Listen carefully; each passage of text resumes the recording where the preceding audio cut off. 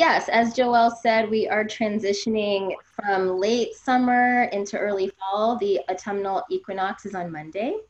Um, and so I've just been thinking a lot about when we have this change of seasons, it's the perfect opportunity to kind of change things up in terms of our health, in terms of our wellness. It's the perfect time to kind of identify if we have ruts that we're stuck in, if there are habits that are no longer serving us. And sometimes we're more aware of them, other times we're not. So it's a good time to kind of look at that. So I just see it as this time to sort of like you can look at it as letting go of things, of decluttering, detoxifying, simplifying, streamlining. So whatever resonates with you. So what I've been thinking about is now as we're going into fall, we're also going into cold and flu season. So that's another reason to think about what can I do now that's going to serve my body the best and really set me up for success as we get into these colder months. So I would like everyone to think about how you can declutter your diet. We all have things in our diets that are probably not serving us very well. You know, in the summertime, I think a lot of us are more lax. We're usually a lot more active. The weather is warmer. We're going to parties. We're going to barbecues. We're going to like outdoor events. There's a lot of potlucks. There's probably more alcohol if you drink alcohol. Um, and at these potlucks too, we're eating stuff that we might not usually eat because we're eating food that other people have prepared for us. So with all of these foods, all of the celebratory foods, there's oftentimes more sugar, there's refined carbs, there's refined starches.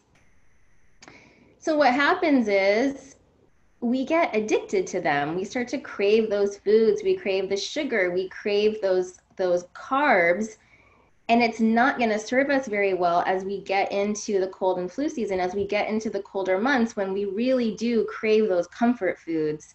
So let's see if we can do it in a healthier way. So another thing to think about is how can I identify, or maybe you already know it, foods that you eat but you know they don't work for you. I think that we all have them, you know, like for me it's dairy. I like to eat cheese here and there, but every time I eat cheese I get a little phlegmy, my ears start to feel congested, I just feel kind of sluggish. So, you know, I think we all have foods that we know don't work for us, but we still eat them anyway. Well, what happens when we eat those? When we eat those foods, we might not have a straight up allergy to them.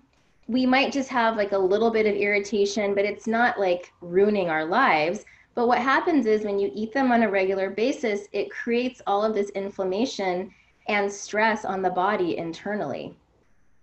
So when that happens, you're actually adding a burden to your gut, to your liver, which has a huge job, even if you're eating a perfect diet.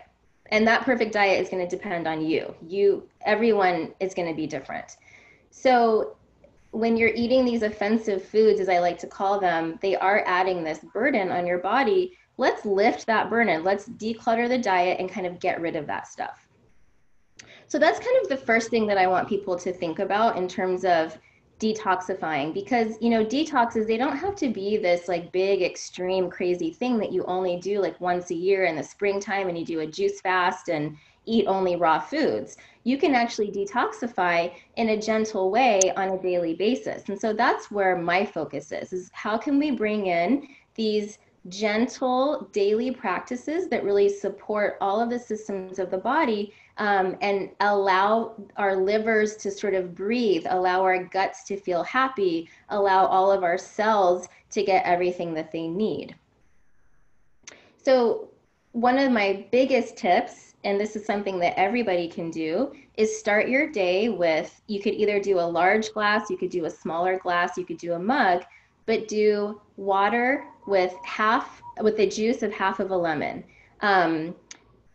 If you are in a hot climate like we are right now in Hawaii, excuse me, having a mug of hot water in the morning right now is not really appealing to me. So I'll have room temperature water. You just want to stay away from cold water because it really, it kills our digestive fire. It halts digestion. We want to encourage digestion. So when you have that water with lemon, it hydrates the body, it flushes the system. The lemon helps to stimulate the liver and the gallbladder, and so it helps them to do its job.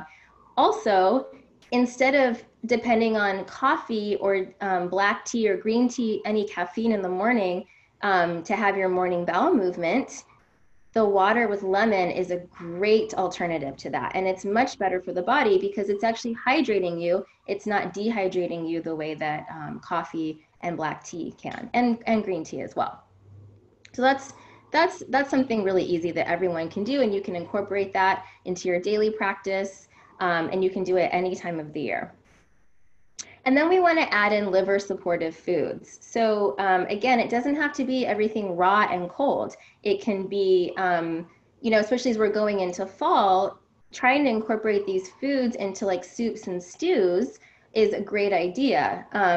Because in the fall, we start to crave these heavy, starchy, dairy-ridden, comforting foods. But why don't we think about getting that comfort and that warmth and that sort of heaviness that we need in the fall from things like soups and stews that are filled with really healthy, liver supportive, health supportive ingredients. So liver supportive foods are all of the dark leafy greens, all of the cruciferous vegetables. So the brassica family, cauliflower, cabbage, broccoli, Brussels sprouts, they're anti-cancer, they're really detoxifying for the liver. It's something that you can eat every single day. And eating them cooked is much easier on the system than eating them raw. You can easily incorporate them into your diet all day long. I like to keep a box of pre-washed salad greens in my fridge, which the salad greens, when they're the baby greens and they're very thin and soft, they're easier to digest than say maybe like raw mature kale or raw collard greens or something like that, which are great cooked into a soup or stew. So having soups and stews with things like dark leafy greens, you can add all those cruciferous vegetables.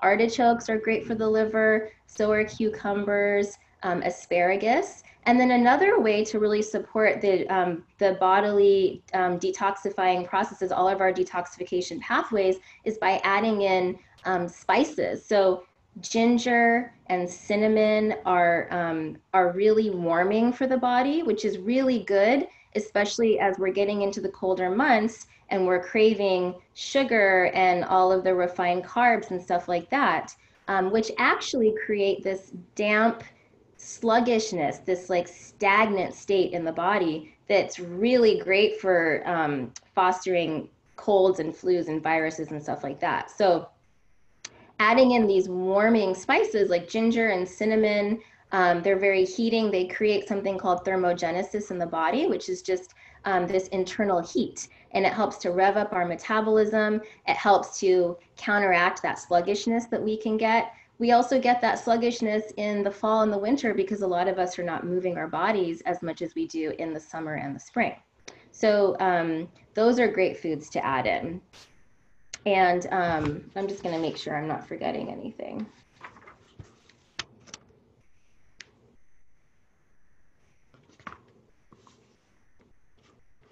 So that's really about it. I mean, there's so much to talk about with detoxification. There's so much to talk about in terms of thinking about what's working for you in your life, what's not working for you in your life. Like it's easy to go along and you get stuck in a rut. Things are just the way that they are, but use the change of the seasons as an opportunity to make some changes, and they don't have to be very big, but just start to make little shifts. And when I talk about this stuff, I'm not talking about it as just sort of for right now. It's the kind of thing where, yeah, you do it right now, you create these good habits, and then it's really going to serve you for the future. And these are things that I would like to encourage you to incorporate as sort of lifestyle habits that will really help to set you up for good health down the road.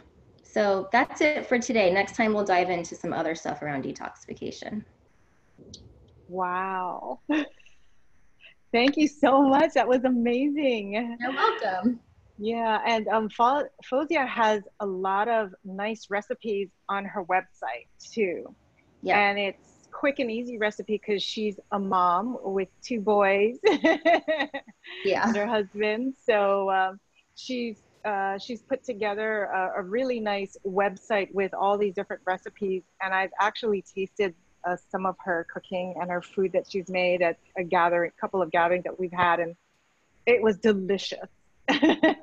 It was that salad that you had tossed together, and you're like, "Oh, I just put this together really quickly," but Oh it yeah, was it was the kale and apple salad, which is yeah, actually super liver supportive because you've got kale and then the dressing is olive oil, which is also great for the liver, and lemon juice, which is obviously as I was talking about, great for the liver, and then apples, and apples are super good for the liver too. So that's a perfect detox recipe. Yeah. yeah, that was great. And then your other recipe that you did at your other talk at Spark with the little, was it the peanut butter? And it was something that when we were craving Oh, sweet, it it's was with the dates and the yeah, yeah, the everything's good energy bars. Yeah. yeah. So those are yummy. That's a kind of like nice treat that you can have that kind of helps satisfy cravings, but it's actually really nutrient dense. So yeah, everything's at fauziamorgan.com, and then you can go to the menu, and I have a whole recipe blog, and then I actually have a whole recipe index, so you can like really click into all the layers and find what you're looking for. Yeah, okay. So I just typed in your FauziaMorgan.com. So it Oh, was great. also in yeah, it was also in the newsletter that I sent out today. So if anybody wants to tap in and visit, she has a beautiful website with pretty pictures also. Thank you. Yeah, okay. Well, thank you so much for joining us today. And stay on as long as you can, or if you need to leave to pick up your kids, you're welcome to exit whenever you need to. So, Okay. Thanks for having me. And yeah, let me yeah. know if anyone has any questions. They can email me or find me on Instagram too. I'm at Fauzia Morgan. So it was nice to see Yay. you. Nice seeing Bye. you.